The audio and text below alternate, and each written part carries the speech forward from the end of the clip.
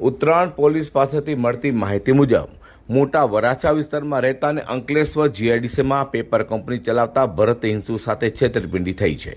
ભરત હિંસુને 2022માં દિનેશ પાડલિયા થકી પ્રવીણ ભારોડિયા સાથે સંપર્ક થયો હતો, જેમાં પ્રવીણ વડોદરા એટલાન્ટિક ઇન્ડસ્ટ્રીઝમાં ઓઇલનો વેપાર કરતો હતો અને પ્રવીણે ફરિયાદી ભરત હિંગુને ઓઇલનો ધંધો કરવાની સલાહ આપી હતી. ઓઇલના ધંધામાં વાર્ષિક 25% નફો છે તેવું કહીને પ્રવીણે ભરત હિંગુ પાસેથી 1.10 કરોડ રૂપિયા ટુકડે લીધા હતા.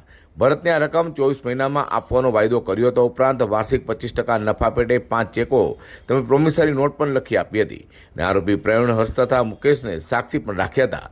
જોકે 1 વર્ષ થવા છતાં પણ ફરિયાદીને પોતાનું પેમેન્ટ પરત ન મળતા તેમને પ્રવીણ પાસેથી પૈસા માંગ્યા હતા અને પ્રવીણે પૈસા ન આપતા ફરિયાદી પોતે છેતરાઈ હોવાથી પ્રવીણ ભારોડિયા, હર્ષ ભારોડિયા અને મુકેશ પાંચાની સામે ઉત્તરાયણ પોલીસ સ્ટેશનમાં ફરિયાદ નોંધાવતા ઉત્તરાયણ પોલીસે આ સમગ્ર મામલે પ્રવીણ ભારોડિયાની ધરપકડ કરી વધુ તપાસ હાથ ધરી છે.